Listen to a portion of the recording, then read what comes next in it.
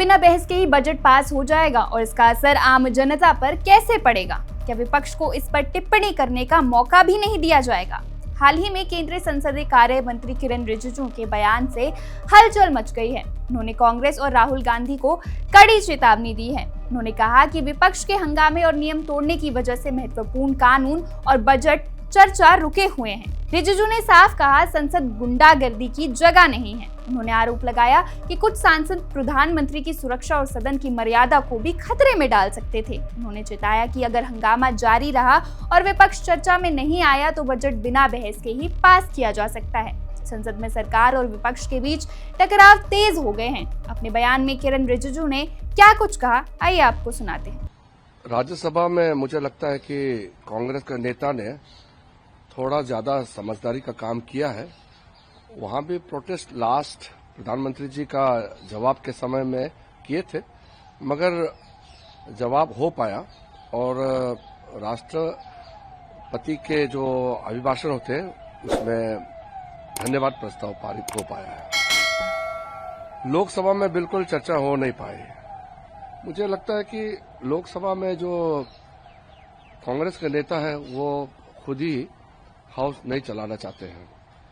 मैं अनुरोध करता हूं कि जो व्यवहार कांग्रेस के सांसदों ने किया है स्पीकर के साथ और टेबल में चढ़ करके और स्पीकर का चैम्बर अंदर में घुस करके जो किया है उससे स्पीकर साहब को भी आहत हुआ है और हम सबको बहुत बुरा लगा। आगे हम तो हाउस चलाना चाहते हैं।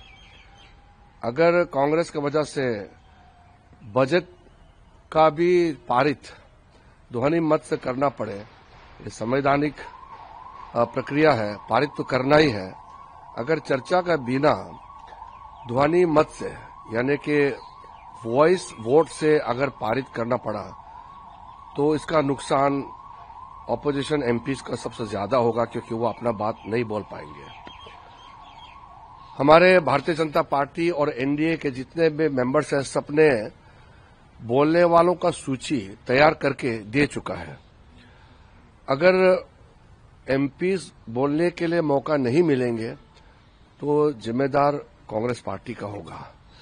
कांग्रेस पार्टी एक राहुल गांधी जी का एक जिद को लेकर के सदन को ठप करके रखा हुआ है।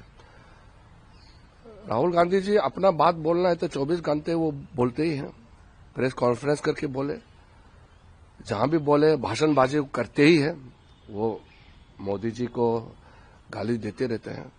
वो हम लोग तो मना नहीं कर सकते, लेकिन सदन में पार्लियामेंट के अंदर में तो नियम से ही बोलना पड़ेगा।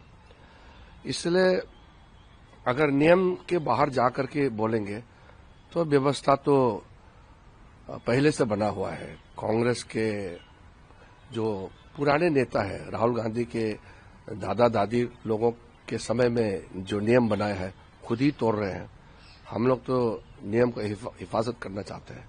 तो मैं ये कहना चाहता हूं कि हम हाउस चलाना चाहते हैं और हाउस अगर बंद करना चाहते हैं कांग्रेस पार्टी, तो बाकी पार्टी जो छोटे छोटे पार्टी के एमपी से उनका बड़ा नुकसान होगा, क्योंकि वो बोलने का मौका नहीं मिलेंगे।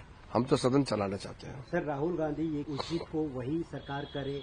उनके जो 8 सांसद सस्पेंड हुए हैं वो आज भी मकर द्वार पर प्रदर्शन करेंगे, तो फिर कैसे सदन चलेगा? सवाल राहुल गांधी और सवाल कांग्रेस का नहीं है। सवाल नियम और कानून, सवाल संविधान है। राहुल गांधी जी सोचते हैं कि संविधान से भी ऊपर है, वो जो चाहे करेंगे। ऐसे तो हो नहीं सकता है। आपको जनता ने जनादेश नहीं दिया, इसका मतलब आप थोड़ी है कि पूरा नियम नीति को आप पूरा हवा में उड़ा देंगे, संविधान को मानेंगे नहीं। ऐसा नहीं हो सकता है। हम लोग तो संविधान के ओथ लेकर के शपथ लेके आए हैं, जनता का प्रतिनिधि है। संविधान का जो भी व्यवस्था है, नियम है, हम लोग तो मानेंगे। तो सर आगे की कार्रवाई क्या? आगे क्या होगा कि आगे अगर कांग्रेस ऐसे ही करते रहेंगे तो सदन नहीं चलेगा, तो ध्वनि मत से बजट जो पेश किया गया है वो पारित हो जाएगा। तो चर्चा नहीं हो पाएगा तो नुकसान सांसदों का है ना। सरकार तो अपने मेजोरिटी है, नियम के हिसाब से पारित कर देंगे वॉइस वोट से भी, लेकिन सांसदों का क्या होगा? वो अपना मत रखना चाहते हैं ना, वो नहीं रख पाएंगे, तो नुकसान तो सांसदों का है। पर सर एक आखिरी सवाल ये कि जिस तरीके से लोकसभा स्पीकर ने कहा था कि मैंने प्रधानमंत्री को आगाह किया था कि आप सदन में ना आए, विपक्ष लगातार कह रहा है कि फिर प्रधानमंत्री के लिए अगर ये चीज सुरक्षित नहीं है तो फिर सवाल खड़े होते हैं। सवाल सुरक्षा से भी ऊपर एक संवैधानिक पद का गरिमा की बात है। लोकसभा स्पीकर के चैम्बर में आकर के कांग्रेस के सदस्यों ने जो व्यवहार किया है वो तो शब्दों में आप निंदा भी नहीं कर सकते हैं। बहुत ही खराब नीच स्तर का जो व्यवहार किया है मैं आपको बता नहीं सकता हूं। मैं तो स्पीकर साहब के साथ वहां थे, कभी भी ऐसा नहीं थे।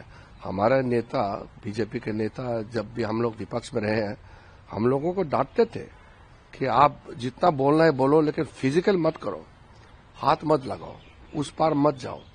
हम लोगों को तो कंट्रोल करते थे। यहां तो कांग्रेस पार्टी में तो कंट्रोल किया, वो जो उसका नेता है वही अपने ऊपर में लगाम नहीं है।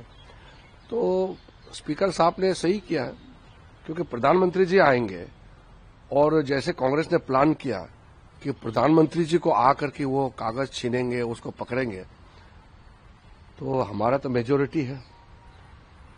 हमारा मेजोरिटी है तो हमारा सांसदों को कैसे रोकेंगे उस समय?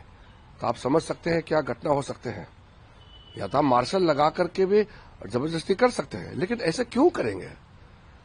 पार्लियामेंट में चुन के आए हैं, यहाँ कोई गुंडागिर्दी करने का, कोई जबरदस्ती करने का कोई सवाल ही नहीं है। लेकिन जो कांग्रेस लोग उस पे उतर गए तो हमने संयम से काम किया, लेकिन एक सीमा होती है, हर चीज का एक लिमिट होते हैं। अगर लिमिट पार करेंगे तो फिर देखा जाएगा क्या करना है। लेकिन हम लोग तो सदन चलाना चाहते हैं। अगर कांग्रेस नहीं चाहते हैं तो हम मजबूर हैं और बाकी सांसदों का नुकसान होगा, चर्चा नहीं कर पाएंगे और बिना चर्चा के बजट पारित हो जाएंगे। Subscribe to One India and never miss an update. Download the One India app now.